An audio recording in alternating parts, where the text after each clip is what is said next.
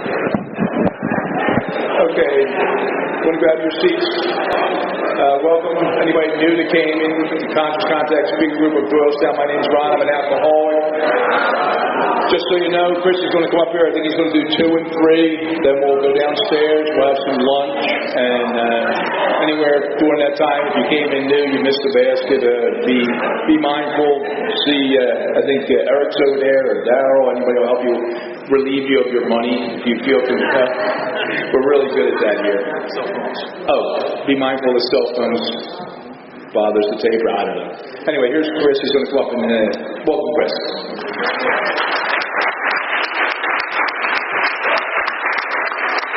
Good morning, everybody. My name is Chris, and I am an alcoholic.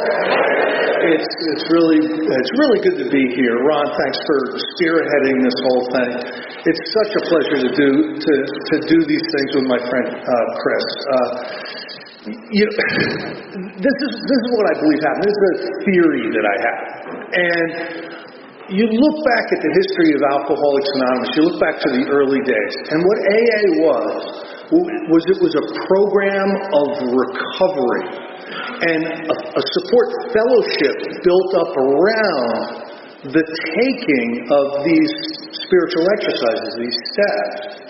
And AA really started to grow, and the fellowship really started to grow, and somewhere along the line, it became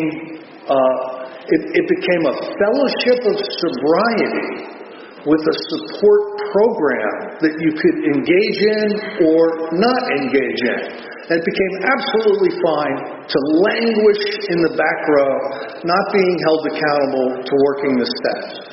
And in the early days of Alcoholics Anonymous, if you weren't willing to take the spiritual action, they figured you didn't have a desire to stop drinking. So, Alcoholics Anonymous, for good or for bad, opened up the doors incredibly wide to let absolutely everybody in. But I describe it as a renaissance. And it started with some people in Texas. It started with some people in Colorado. And what it was a renewed adherence to the instructions and the information in the book Alcoholics Anonymous. And people started to open that book up again with a determination to consider it the guiding factor of recovery.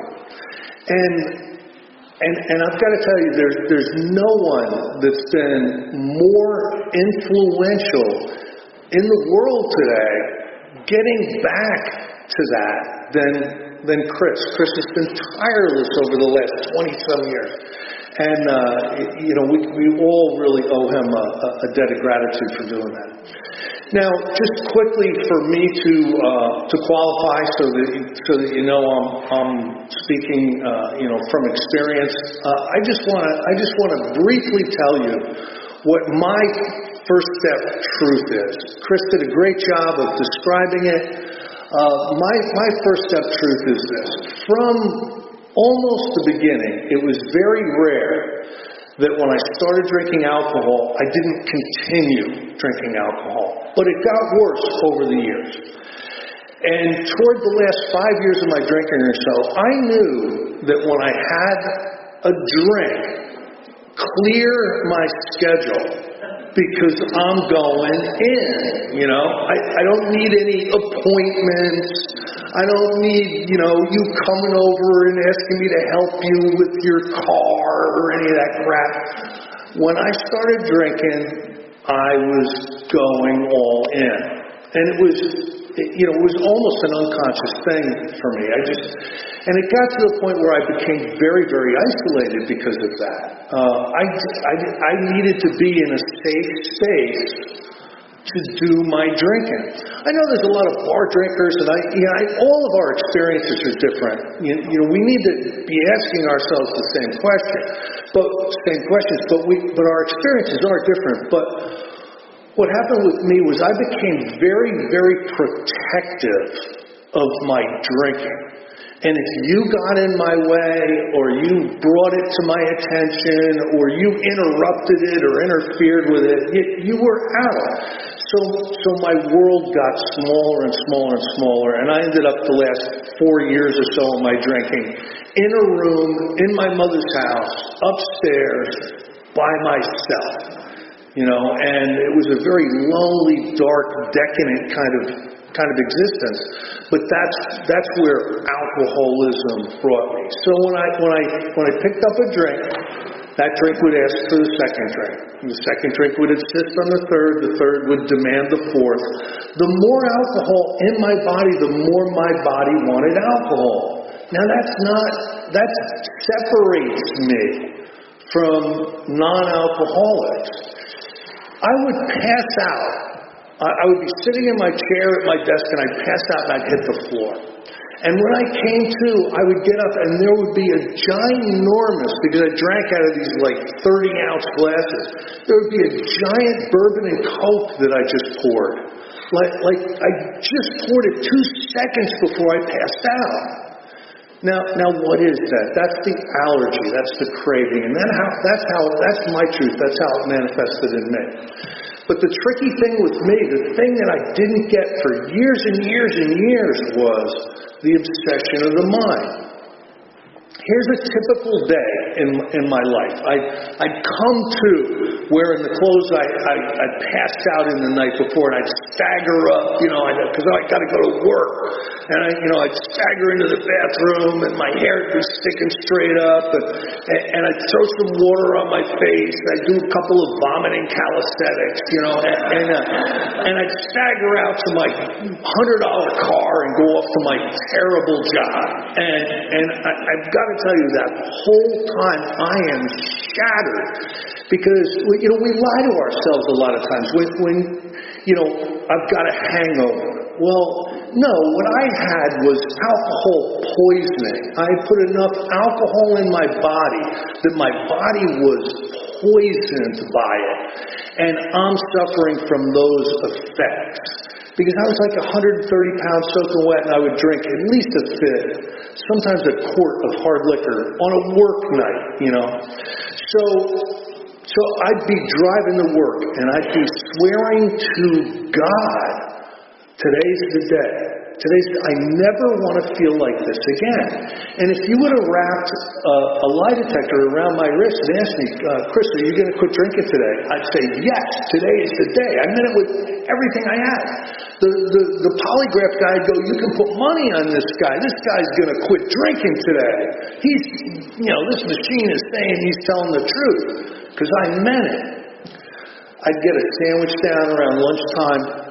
I'd rehydrate with like a half a gallon of something, and around 2 o'clock, I'd get off the floor around 2 o'clock, I'm starting to think to myself, that decision that you made early today, that's kind of a strong decision. That might even be an overreaction, and so it'd be 4 o'clock, and I would have modified that decision a little bit to enable me to drive right to the liquor store and get another quart of vodka. Now here's the lie I told myself for years and years and years. The lie I told myself was, I changed my mind. Now here's the thing. What I didn't get was, I didn't have a mind to change. How much power is powerless? It's not a lot. And when it's right up there with damn near none, So until I was exposed to the literature in the book Alcoholics Anonymous, I didn't understand what was going on. I didn't understand what was going on. And when I showed up in Alcoholics Anonymous, I was working in AA, whatever, based on not drinking. I got to figure this not drinking thing out, I got to figure this not drinking thing out, because I know I need to separate from alcohol, because it was killing me. And even worse than that, I was becoming really, really violent in these blackouts. And I'm not a violent person by nature. I do not wish to harm people. I'm very sensitive about that. And so I'm being turned into this psychopath in these blackouts. Now, and so I show up in Alcoholics Anonymous, and this is what I think AA is going to be. It's going to be like a giant pep rally. And we're going to go to meetings, and we're going to, yay, we don't drink today. And we're going to first things first, and we're going to upside down think 3 times. And we're all going to huddle up and hold hands like you would in a football huddle. And, okay, we're going to see you at the Looney Nooney tomorrow, break, And that's going to create the enthusiasm in me to remember not to drink. That's what I thought AA was. I really did. We got to keep our memory green. We got to keep it simple and all these one-liners. The problem is I'm in real trouble. The problem is that I'm what you would describe in the book, Alcoholics Anonymous, as a real alcoholic. So I'm doing all this stuff, and I'm almost 90 days sober. And I'm driving to an AA meeting. And listen, if there was a meter as you walked into these meetings, and the meter was how much do you not want to drink meter, I'd have beat anybody in that meeting. I didn't want to drink more than anybody in that meeting. I can guarantee you, because I'm fresh off the battlefield. Now what happens is I'm driving to this meeting, and the thought crosses my mind that it's been a while since I've been drunk. And this AA thing, I'm showing up and everything, but there seems like there's people that are more enthusiastic about the whole thing than me. And you know what? I'll bet if I buy a gallon of vodka and drink it, it's going to do 2 things. It's going to remind me what it's like to be drunk, and I'm going to fly back in AA, and, with a renewed enthusiasm. This is going to make me Mr. AA. So I drank a gallon of vodka to improve my sobriety. Now, listen, I'm grateful that this happened because sometimes we have to.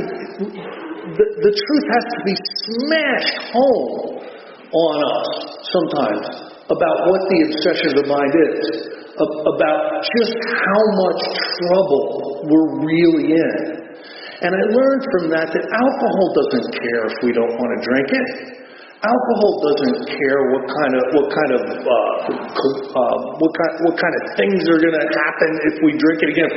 If she's going to leave, or if we're going to lose the job or whatever, go back to prison. Alcohol doesn't care about all that stuff. If you're powerless over it, you're powerless over it. So what happened in my case was I came out of this terrifically brutal, 7-month relapse, and I staggered back into Alcoholics Anonymous. And I've got to tell you, I came in on New Year's Eve. I showed back up in 1989, and I was absolutely desperate. I'm going to try this Alcoholics Anonymous thing again. Now, here's another thing that kills people like us. I went back to AA not really thinking it was going to work for me, but just taking that chance, taking that shot, because I'd been in AA. I'd been in AA. No one had qualified me. No one had explained, the program of recovery to me. But I've been in AA, so it would have been very, very easy for me to say, I went to AA for a while. It didn't work for me. But for some reason, deep down inside, I felt like there might be a possibility that I can survive this alcoholism thing, and my best shot is to go back to AA. And I went back to AA, and this time I did the things that I believed were stupid and would not work. So, get a sponsor. Well, that's kind of stupid. why would I want to do that? I'd call somebody up, hey, well, this is what I did today. What do you think? And do a 90 and 90, they told me to do. So here's the funny thing. I went to a meeting every night for my first 8 years. But they said do a 99. All right. Join a home group. Oh, that's stupid. Why would you join? I go to meetings. Like, why do I have to join a home group? I'm already going to meetings. So all the things that I didn't think were important, didn't think would work, and thought were stupid, I was willing to do. And I truly think today that was the grace of God, because I'm the type of person who doesn't join, who I'm sarcastic, I'm judgmental. I never finished anything. I took guitar lessons one time. I took like 2 lessons and stole the guitar and never went back. I joined the Boy Scouts. I went on 1 camp out, never went back. I went down to Florida to college and spent 3.5 years getting 6 credits. I just didn't want to deal. I had a real lack of dealage. And I show up in Alcoholics Anonymous, and for some reason or another, I stopped. And I truly believe that that's the grace of God today. So I get exposed to some people. I'm rattling around AA. You got to understand, I'm a bad alcoholic, and I think the fellowship was able to create, for a period of time, it was able to create an environment where I could stay sober.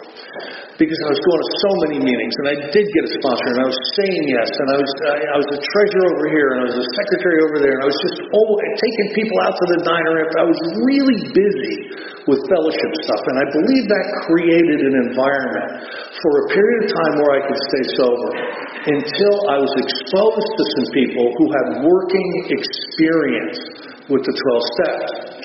Now, unlike Chris, it wasn't a couple of old-timers in my group. It was a set of tapes.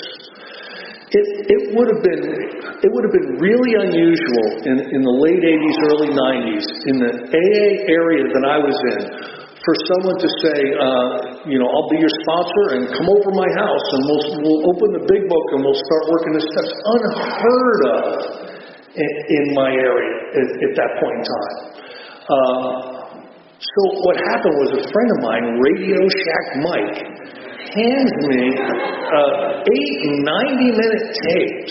And I go, what are these? And he goes, oh, you're a hardcore dude. I didn't really care for him, but you'll probably like them. He was a guy that got arrested with a gram of cocaine and, was in AA like for the next 8 years. Never really drank. So he didn't respond to these tapes, but he thought that I would. So he gives me these tapes, and I go, Big Book, you mean the book they give you in treatment? That was the exposure I had to the Big Book. They handed it to you the first day of treatment when you were completely psychotic, and that was it. I did get people to sign it, though. You know how you have people sign your Big Book, after treatment. And so when I started to get involved in going through the book and following the instructions, I opened up the book for the first time in a long time, and I saw all the signatures, and there was one in there. Chris, you crazy bastard, you're never going to make it. Love, Harry. All these from treatment. Now what happened is he handed me these tapes, and I did the math, okay, 8 90-minute tapes. That's 12 hours.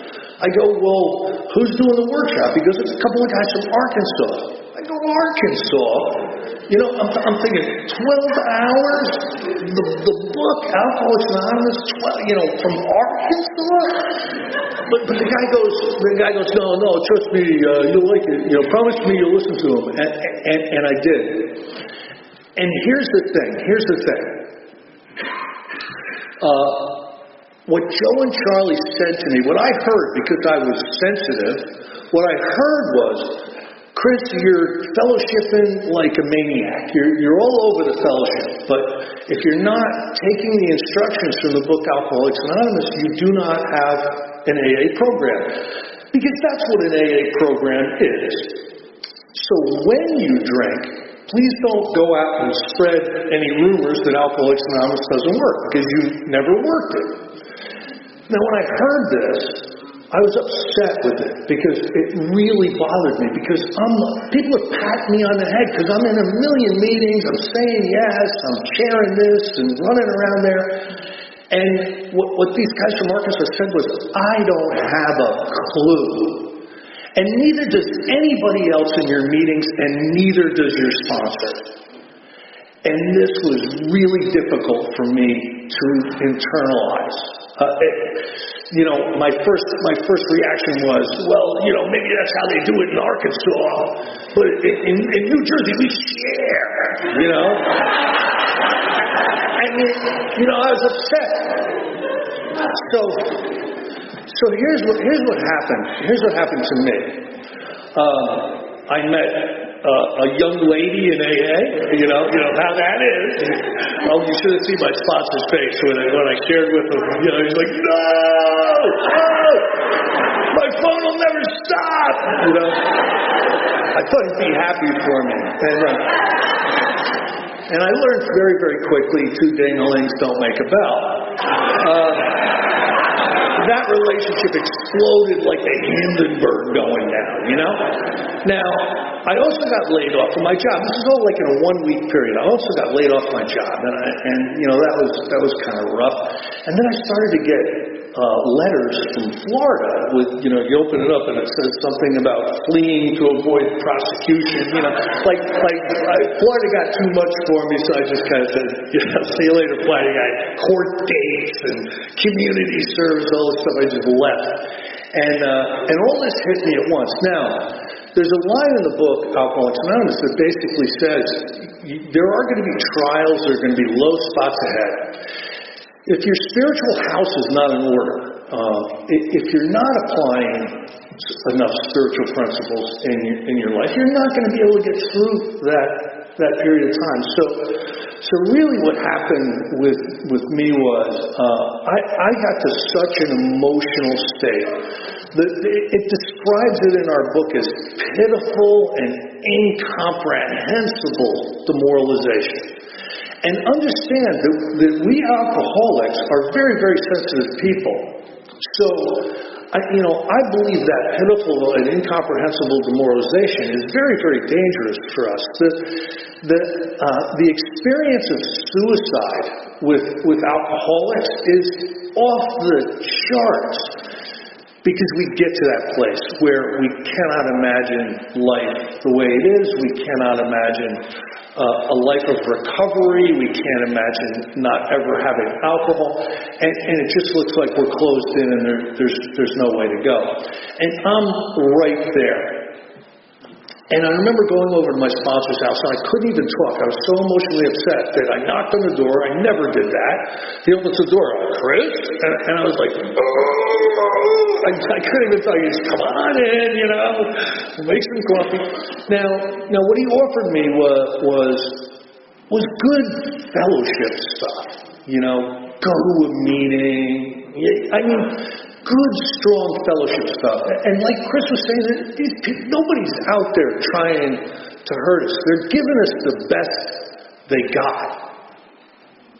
But I walked out of his house still completely demoralized. And this is another area where I believe the grace of God entered my life. I was at a crossroads. I could take my own life and end this thing pretty quick. I could go to the liquor store and, for 2 hours escape the emotional pain of this stuff. I could literally go crazy. But what I decided to do was the message that Joe and Charlie had shared haunted me. Sometimes the truth haunts you.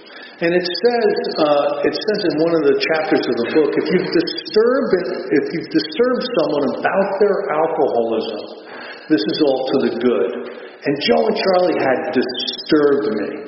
They basically told me I was not doing my job. And it was a very, very risky place to be. So what I did was I blew the dust off of this book, Alcoholics Anonymous. I had a cassette player right over here. I got a notebook and a pen and my big book, and I started to go through the Joe and Charlie tapes, taking myself through the 12 steps. Now, I don't recommend that. You'd be much better off finding someone with deep working experience with the steps and placing yourselves unreservedly, under their direction. But I didn't have an option like that. I didn't know of an option like that. So what I did was I started to go through these steps. Now, I want to talk a little bit about step 2. You have to talk about some of our history really to understand the depth and the weight of step 2. Bill Wilson and Dr. Bob are both end stage alcoholics, right? And for one reason or another, they both end up in the Oxford group. Bob ends up in the Oxford group out in Akron, and Bill ends up in the Oxford group in New York. Now, people had been getting sober in the Oxford group. People had been getting sober in the Emmanuel movement. People had been getting sober in the Salvation Army. People had been getting sober in a lot of different places. When they applied specific spiritual principles and operated outside of their selfishness and their self-centeredness and tried to give back a little bit, there were people who had periods of sobriety. So there were some sober people in the Oxford group. Now what happened was Dr. Bob was a lot like I was early on. He came late, he left early, and he didn't really want to get involved.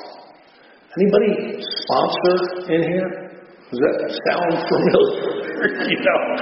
Now, unfortunately, Dr. Bob was not able to get and to stay sober. He kept going because he was, like a lot of us will keep going to AA. We keep, there's some kind of hope there, but he wasn't taking any action, so he wasn't getting any results. Now, 1,000 miles away in New York, Bill Wilson gets involved with the Oxford group, but he's got nothing better to do than to come early and to stay late and to get involved. And if they would tell him to go get on a soapbox on Fifth Avenue and witness, he would do that. And he got sober. He started to put some real time together, and internally he felt like there was really some change happening. So that's really one of the first lessons, I think, that Alcoholics Anonymous teaches us in our history.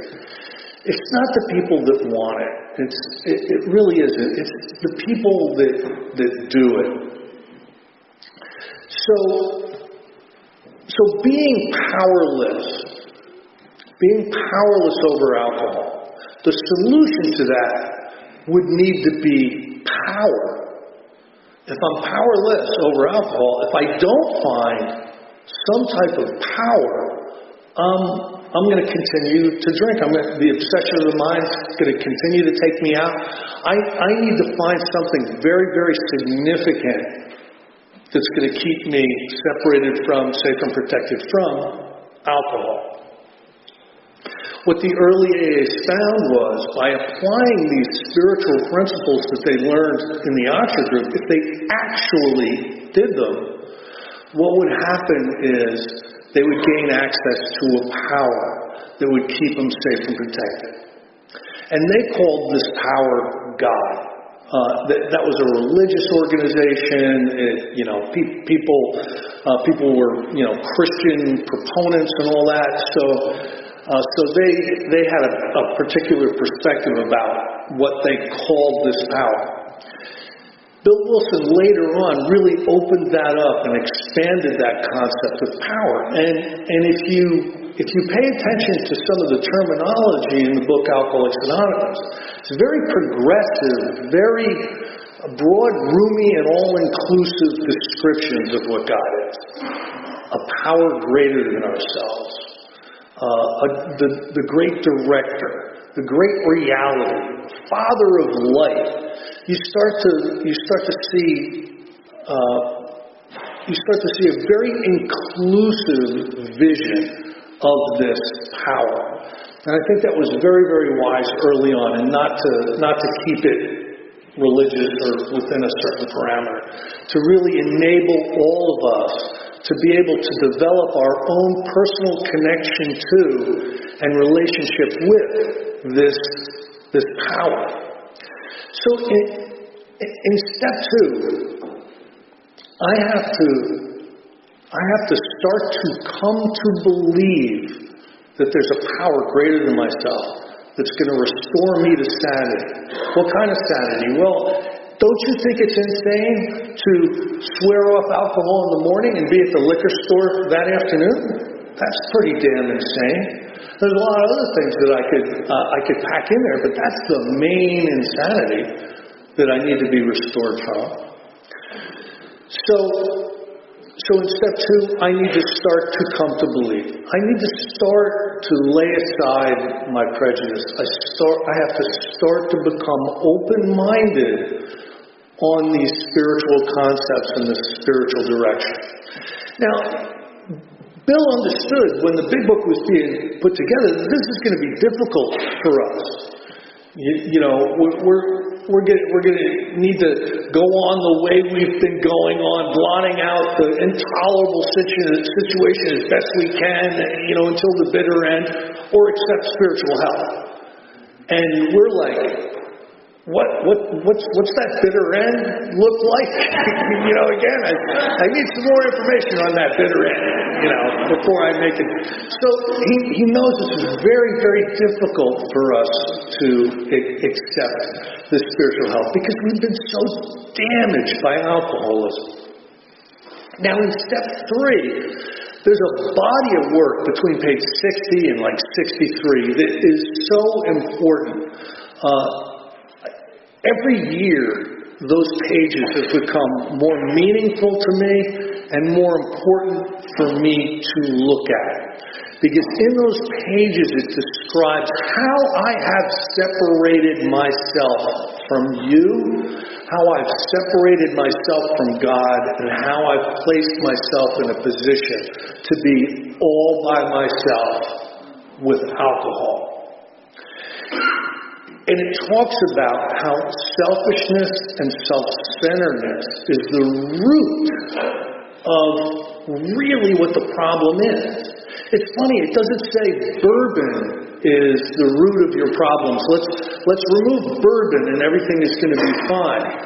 The early AAs understood that abstinence was not a treatment for alcoholism. They tried it time and time again. Not drinking one day at a time was not an answer to alcoholism. They tried it over and over again. There's a bigger problem, and there's a solution that needs to be applied.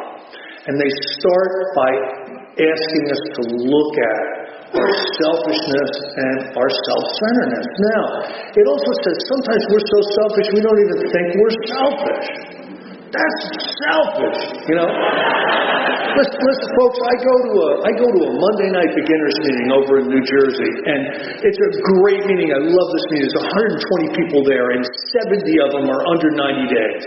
And it's beautiful. The format of the meeting is to have everyone under 90 days share, and then the remainder of the meeting is people with experience, strength and hope to kind of share on top of all that stuff. And the first part of the meeting is beautiful because it's an assault of selfishness and self-centeredness. Your hair blows back. It's like it's like unbelievable. It brings me back to what my real problem is. I am mad. I've got to work my ass off spiritually to become different than the person that just exhibits this toxic selfishness and self-centeredness. And if you go up to them and you say, "Dude, you're about the most selfish and self-centered person I've ever seen in my life," they will not get it because that's how they've been living. But I look back on my life, and that's the book says self had defeated us. Think about that. Self had defeated us. That's a very, very progressive, enlightened, Zen-esque kind of a way to look at this stuff. But it's absolutely true. We have met the enemy, and the enemy is us. And our problems are not coming at us; they're coming from us. And let's look at how we're the actor that wants to run the whole show. I'll give you a couple of examples of this. I've signed myself into 28-day treatment, right? I'm in there, and I'm looking around, and the food's not really up to par. You only have certain times where you can smoke, and you got to make your bed, and all this stuff that I'm really not okay with, So I organize the other guys in treatment, and we're gonna stick together, and we're gonna go and we're gonna demand reform, right?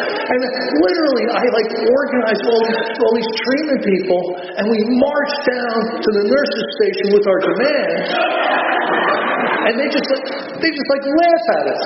I got hospital plastic on. I'm gonna tell the hospital how to run the place. Unbelievable. If I got involved with you romantically, I was not a vision for you, ladies, to be involved with, because it was a hostage situation. Normally, what would happen is you'd make the enormous error of becoming attracted to me and letting me know. And then it's all over, because I've got to run everything. I got to know where you are. And you got this, that. Who are you talking to? And I turn into that guy. And my whole world is shot through with these manifestations of self. And was it self that defeated me? You're absolutely right. So here's the brilliance of the 12 steps. They're designed to go after that self, that manifestation of self. They're not designed to teach us just to keep our memory green and not take the first drink no matter what, even if our ass falls off. That's not it, right? The 12 steps are spiritually designed to take this toxic, overwhelming experience of self and bring it back in line.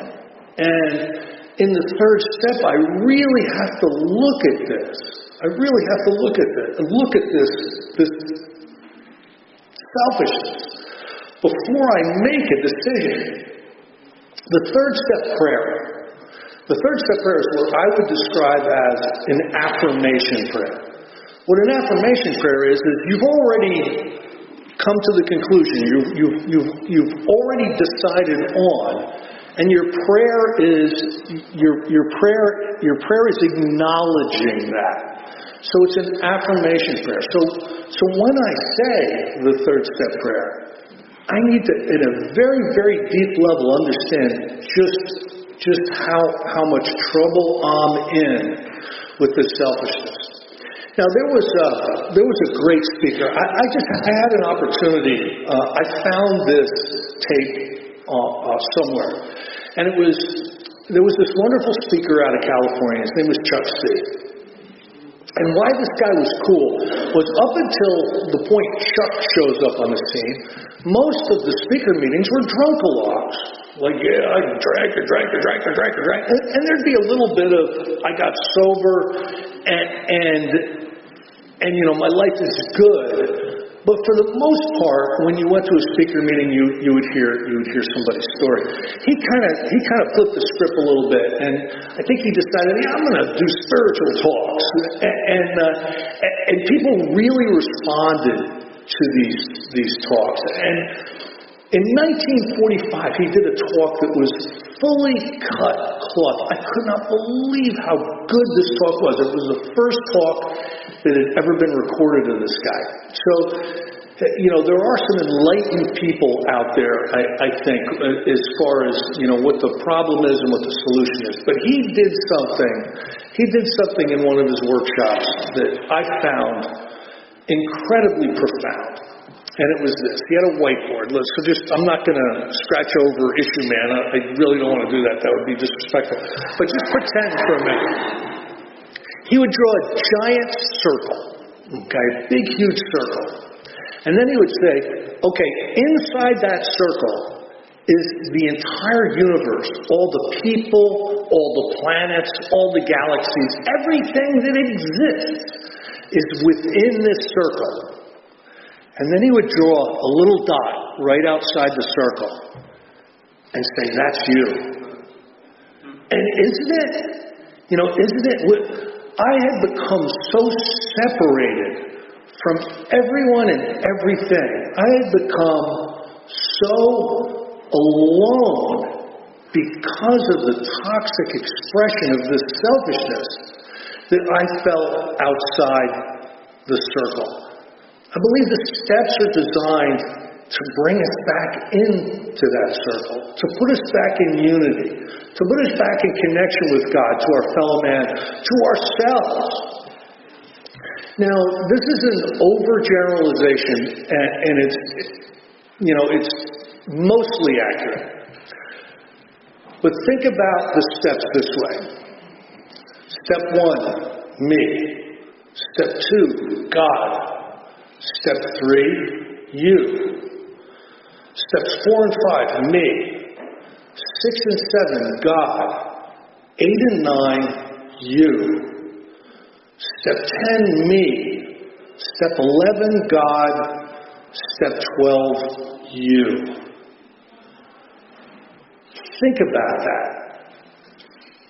We have got to be brought back into communion with and connection with God and our fellow man. And that's what the steps ultimately do.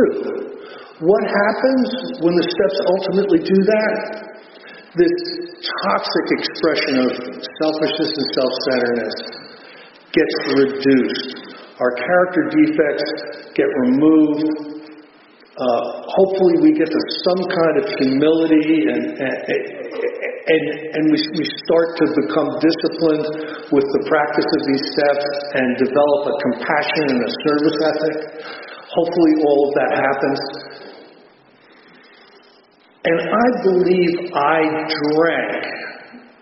One of the reasons I drank, the main reason is I'm an alcoholic, but another reason that I was drawn into it was life lived along these selfish and self-centered path that I was on had become so incredibly painful to live that I would grab alcohol. I would grab drugs. I needed to find something out there to put into this gaping spiritual vacancy that was within myself. And I was looking for all these other things for many, many years to make me feel better about myself. What are the steps designed to do? They're designed to fill that spiritual vacancy in a holistic way, a very spiritual and healthy way. Now, also involved with step 3, if you're being sponsored by me, before we're done with step 3, I want to be convinced that you've made a decision to go through the rest of the steps with me. You absolutely, before I let you start to write inventory, I want to be sure you understand this selfishness and how it's manifesting and how it's defeating you. I want you to understand that there is a power. There's a power many of us have experienced. This power will work in you and through you and bring about revolutionary changes within your thinking, your action, your attitude. And you need to be willing to take these steps. Now, here's the funny thing. I'll get asked to be sponsored by, say, 10 people. Something like 3 or 4 of them will finish their amends. You know, what happens? What happens? I believe that alcohol is cunning, baffling, and powerful. I believe the manifestations of self are cunning, baffling, and powerful. And a lot of times we get to a place where we will accept relief and not continue to fight for freedom. We'll be okay with relief, you know. That's part of the nature of alcoholism. It's one of the aspects of alcoholism. For us, we've got a self-defeating default setting. What helps? What helps are really strong groups, really good sponsorship. That's probably the big thing. Really good sponsorship, really strong groups. I'm like Chris. I believe that there's a lot of people in Alcoholics Anonymous that are not what could be defined as a powerless, hopeless, real alcoholic. And I'm fine with that. Look, if it'll keep you from drinking and driving and smashing into my family, come on in. You know what I mean? But what we have to understand is we need to know what our own truth is. And we need to attach that truth to a program of action. And we need to be about that business. You know, what happened with me is I don't know why I became willing to pull down the Joe and Charlie tapes, the big book and all this stuff. I believe that there is a grace of God that permeates us, and I think we can become attuned to that grace. I'm going to finish by reading a couple of my favorite paragraphs from Alcoholics Anonymous literature. And believe it or not, both of these are from the 12 Steps and 12 Traditions. All right, the third paragraph in the foreword to the 12 and 12 says this. AA's 12 steps are a group of principles, spiritual in their nature, which, if practiced as a way of life, can expel the obsession to drink and enable the sufferer to become happily and usefully whole. So the steps, they're a group of principles, spiritual in their nature. If we practice these steps as a way of life, they place us in a position of neutrality, safe and protected against putting alcohol back in our body. And the brass ring is enable us to become happily and usefully whole. I always wanted to be happily and usefully whole. I thought halfway down a bottle of vodka was happily and usefully whole. Because I'd take a couple of drinks and my reaction would usually be like this. Everything's going to be good now. Everything's going to be good now. And then I would become a vomiting pig. But I always wanted to be happily and usefully whole. So that's a byproduct of this spiritual way of life. So that's the good news. I want to share, because I think everybody here is adult enough to hear this. I want to share the bad news. And they hid this on page 174 in Tradition 9. They didn't want us to read this too soon. It says this, unless each AA member follows to the best of their ability our suggested 12 steps to recovery, they almost certainly sign their own death warrant. Do you think they mean death warrant? Well, it says earlier in this book that we get a daily reprieve based on the maintenance of our spiritual condition. You know what a reprieve is? One of the definitions. It's a stay of execution is what a reprieve is. We get a stay of execution. So what if this is true? What if this is true? What if we don't embrace these 12 steps as an operational methodology, a way of life, we're signing our own death warrant? What if that's true? I would say that if you've gone down the scale to the point where you can qualify as a real alcoholic in this book, I believe it's true because I see it. It's born out of my experience. I have buried so many people. You know, and one of the worst things is with alcoholism, it takes us a long time to die. And every single day that goes by, the quality of life just gets worse for us as we're on the way out. And we usually go out pitied or resented. You know, and then it says, their drunkenness and disillusion are not penalties inflicted by people in authority.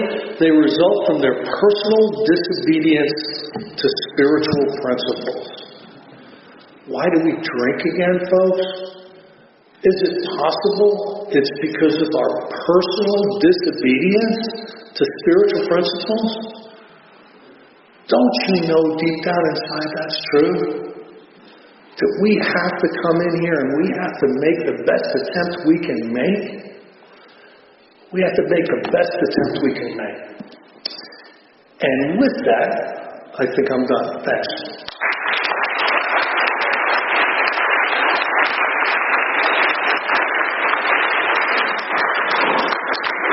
Let's thank Chris and Chris for an epic morning session here.